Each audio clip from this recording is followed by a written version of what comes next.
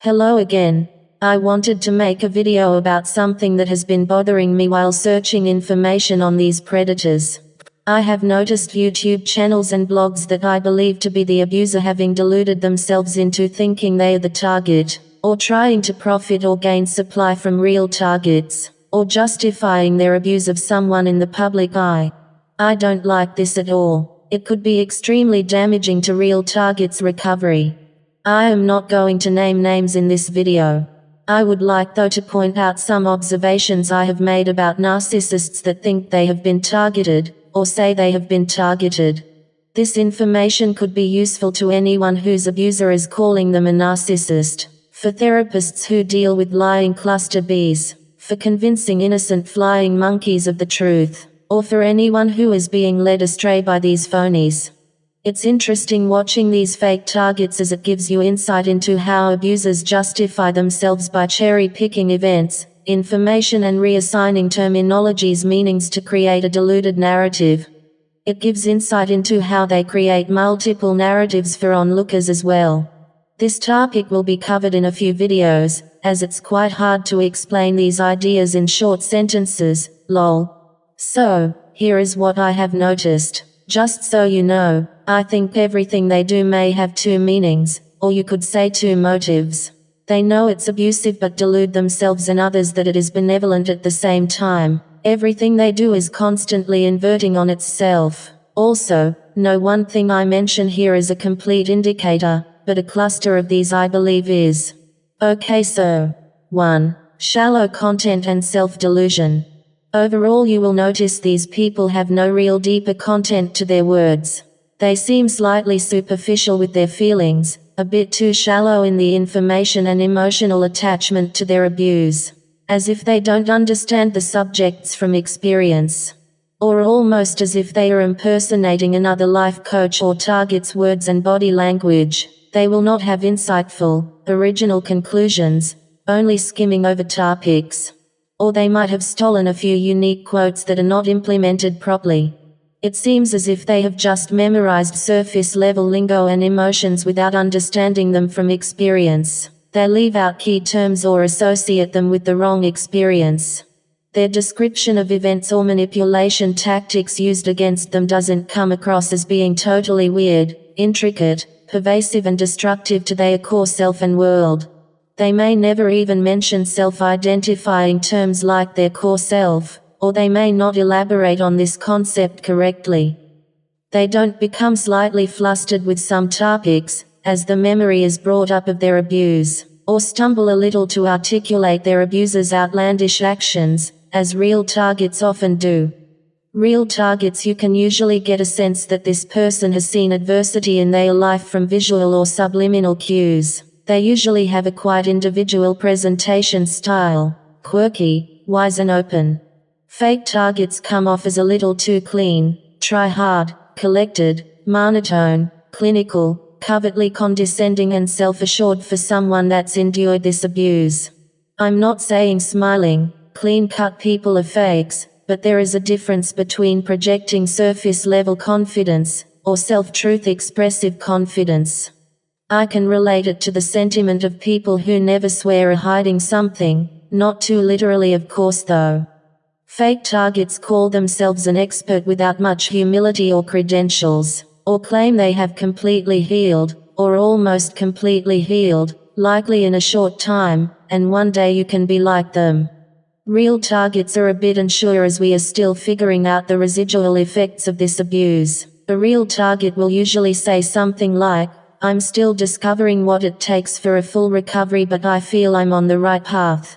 Fake targets don't seem to talk about other schools of thought on narcissism, cause they are experts, or at least want to perpetuate that image. Real targets' thoughts on abuse are usually multi-layered and have hints of different viewpoints and belief systems. Actually, most times fake targets' advice literally doesn't make sense from an educated point of view. They use a bunch of buzzwords and fake empathy that would only convince people fresh out of an abusive situation.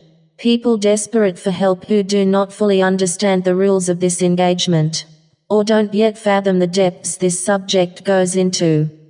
Overall, Fake targets subtly describe their relationships as having to put up with or take care of the other person's inability, instability and self-sabotage. As if it was a burden and they were doing this person a favor being their friend, and the relationship only ended because of the other person's unreasonable anger, total incapability and self-destructive attitude. They had to deal with a stupid whinger. It's a more or less obvious superiority complex of helping people have a life as good, organized and prosperous as the one they falsely project.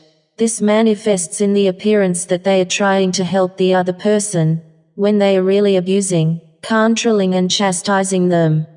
If you hear someone heavily criticizing their abuser's character whilst barely mentioning manipulation tactics, it's a strong indicator of a fake target. You'll notice the abuser acting concerned still about someone telling them to F off forever. They never acknowledge or expound upon what the target is actually saying about them, or how the target feels, insinuating every word the target is saying is delusional. The non-specific type of mental disorder the abuser implies about the target should mean they can no longer function in life, which they do.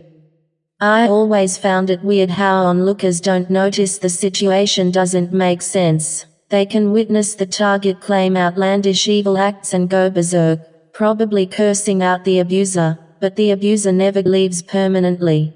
They just throw more fake patronizing hurt and concern at them. A normal person, which they claim to be, would leave, unless extensive manipulation tactics were at play. The abuser never claims the more insidious tactics to the extent a target does, and the target is saying these things are taking place the whole time, though they might not use the specific terminologies. These outlandish claims from the target are a lot of what make people think they are completely crazy in the discard phase. If the abuser claimed these insidious tactics, then people would question their sanity. The abuser doesn't even want to acknowledge these tactics exist at risk of exposing themselves, so they feed onlookers a lie of a diet narcissism the target is inflicting upon them. This diet narcissism is easier to swallow and comes off as the target being more surface-level selfish, paranoid, angry and destructive. Fake targets don't even want to acknowledge or disprove the specifics thrown at them. Instead they use broad statements like "you're just paranoid," or disprove your claim by citing a different situation. It seems dismissive and doesn't add up.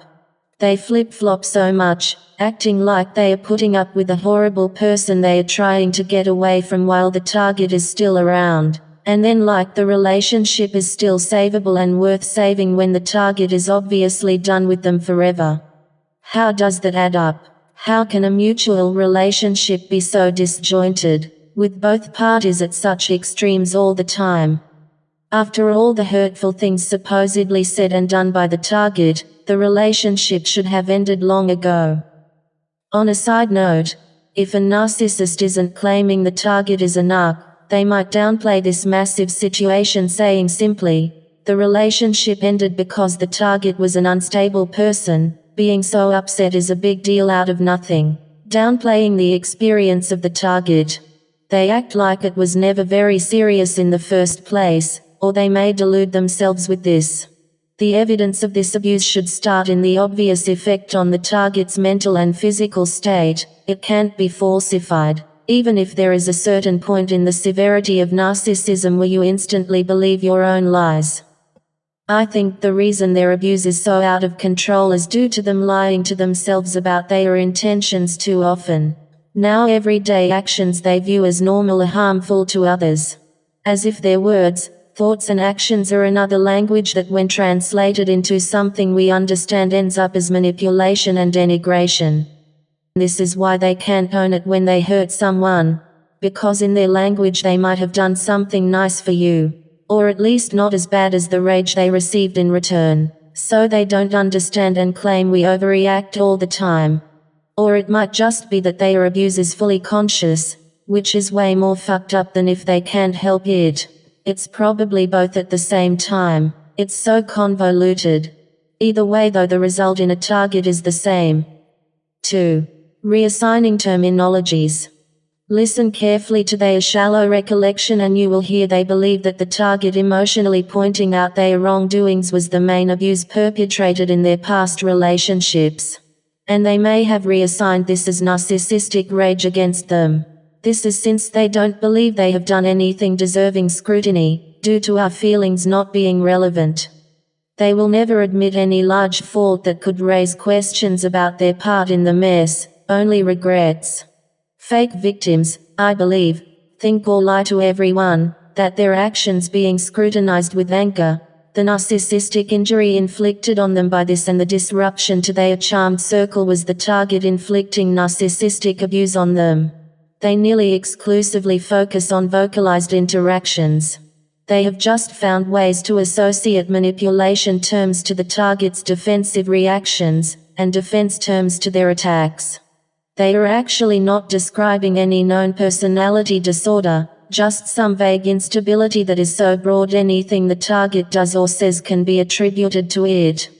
They are too focused on the target's unstable nature and verbal berating during the discard phase is what destroyed the relationship, which they have been perpetuating in the first place without noticing, or on purpose. They never elaborate much on the more insidious manipulation tactics cluster Bs always use, and should have been used on them. They are way too vague in general.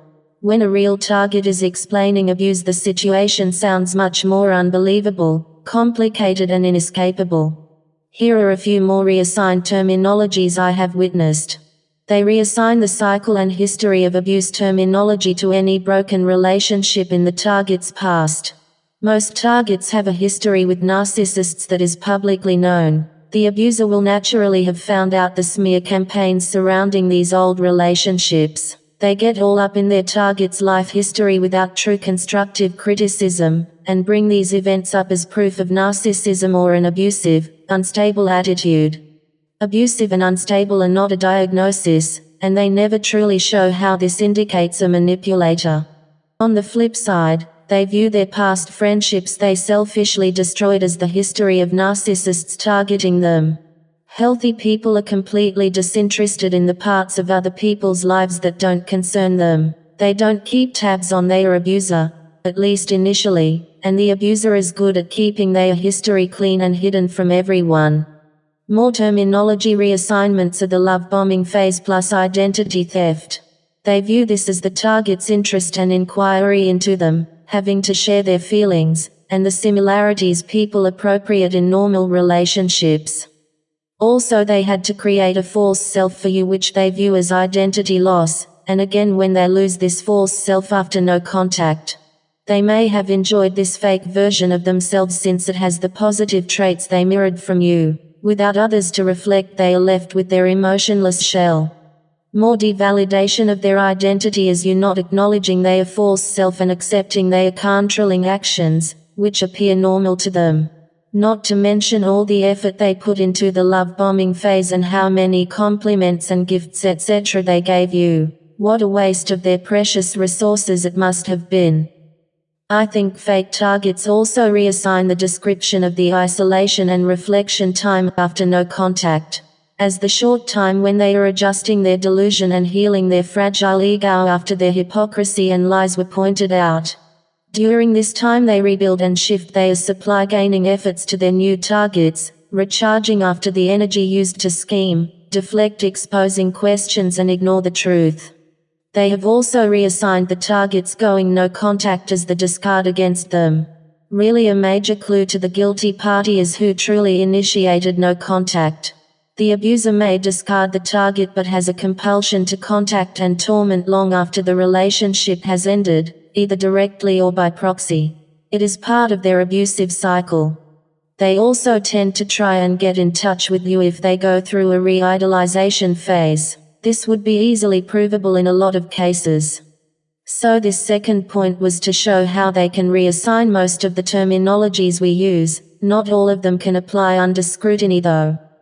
I think the answer to exposing and stopping this abuse lies in changing the language and terminologies we use. They are too open to interpretation, but I will be making a video on that subject soon. And lastly, again, they always place too much importance on how they felt when the target got angry at them, calling it the narcissistic rage. Targets usually talk about the narc rage, but they aren't solely describing angry words and obvious resentment. Even with overt narc abuse, it entails a ton of other more nuanced, hidden manipulative games. That is the end of part 1 on this subject. Thank you for listening.